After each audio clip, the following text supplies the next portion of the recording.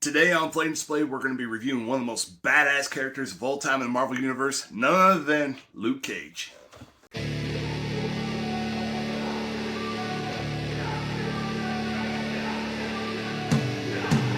up in the 90s, I never really heard of Luke Cage that much. I remember there was this weird offshoot of Luke Cage that I never really was a fan of, though. But come the 2000s, when they released the new Avengers with a completely different team that we expect from the Avengers, it is still one of my favorite versions of that assembly of heroes.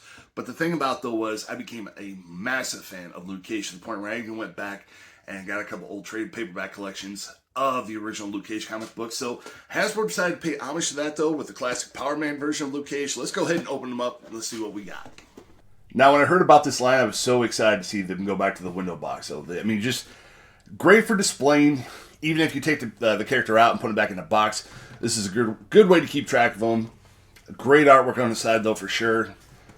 On the back, though, Power Man, a.k.a. Luke Cage, has a little bio how he gets his powers. He got framed for something he didn't do, and he volunteered for a science experiment, which turned his skin as hard as diamond.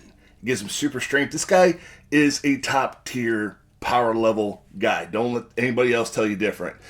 Down below, now there is a mindless one. Build-A-Figure. It does come with one accessory with it, though. I'm not going to really... I would almost get everything here, though, but I really still need to get Blade, Lady Bullseye for sure, and I got to get a Hand Ninja here. But I already got the Daredevil, so let's go ahead and open this one up and add it to the collection. My first impressions of this figure, they gave it a neutral expression, which I'm not totally on board with, though, for sure, because Luke Cage usually looks pissed off as hell. Usually gritting his teeth, and he's just looking a little bit more angry than that. Another big issue, too, was actually adjusted this. I should have shown it right away, but when I got out of the package, I noticed this headband right here was a little crooked. You can fix it fairly easy, but, that's going to vary from figure to figure, so I'm not really going to hold too much against it as far as, strikes against detail. One of the details they did add to it, though, which I always thought made the original Power Man look just totally intimidating as hell, was the fact he had a chain for a belt. A chain for a belt. I mean, who the fuck does that, man? That just looks incredible, next level badass shit, though. On top of that, too, these gauntlets / bracers right here are another great addition, too. I mean, just basically, they just kind of keep the wrist straight, so whenever he throws a punch, he lands it good and square. On the other hand, though, the boots, not that much intimidating as the chain belt, but the thing is, though, this was the comic style at the time. You would sell these similar boots on other superheroes like Captain America. So it's just a sign of the times for the boots, though. But all in all, though, not too bad.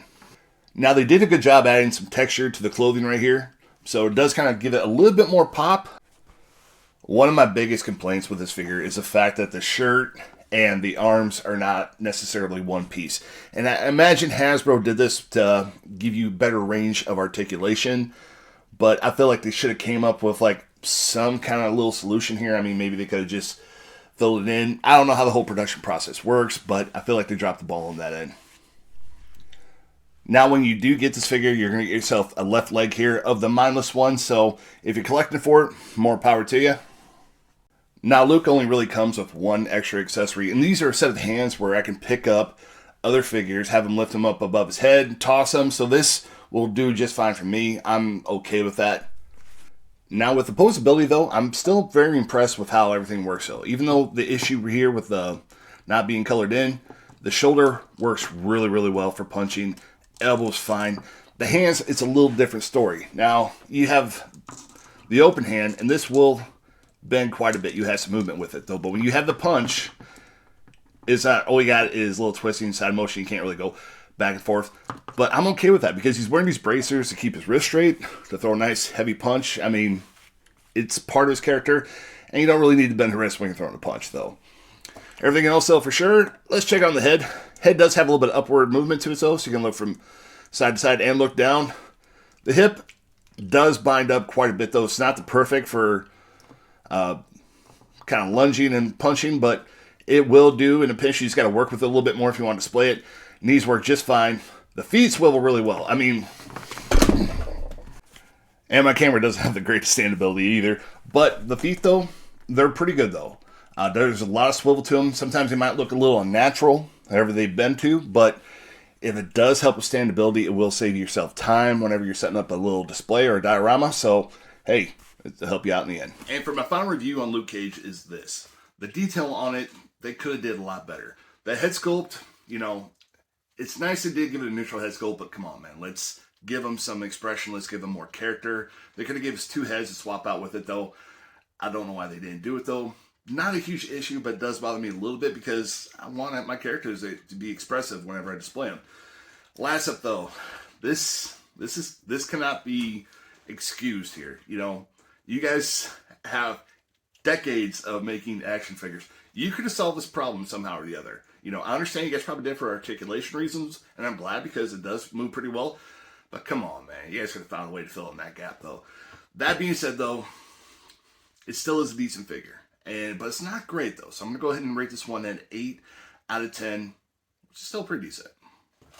For the posability. Now, that being said, though, they did offer great articulation in the arms, the legs, and the feet, too. A lot of times, the biggest issue I have with having a character stand up or the standability of anything is the feet usually fail. But for the most part, this one gets high marks. The only big issues I have with it really is the hip binds up quite a bit for me. And the head, I wish there was a little bit more upward movement though, but still pretty decent job. I gotta give this one an 8.75 out of 10. Great job. And for the fun factor, this version of Luke Cage is the original 1972 Bronze Age version of him though. And I'm a huge Bronze Age comic book fan though. So what kind of battles can I have with him? Now, I don't have the newest version of Luke Cage, so he's probably not going to fit in too well with a lot of the newer characters I got. But if I get some Iron Fist or I get some old ones, dude, like this guy whooped Dr. Doom's ass because he owed him money. This is a bad motherfucker, though. So that being said, I'm going to have a lot of fun creating some old school kind of like battles and fights. And I got to put that up there too with an 8.75 out of 10.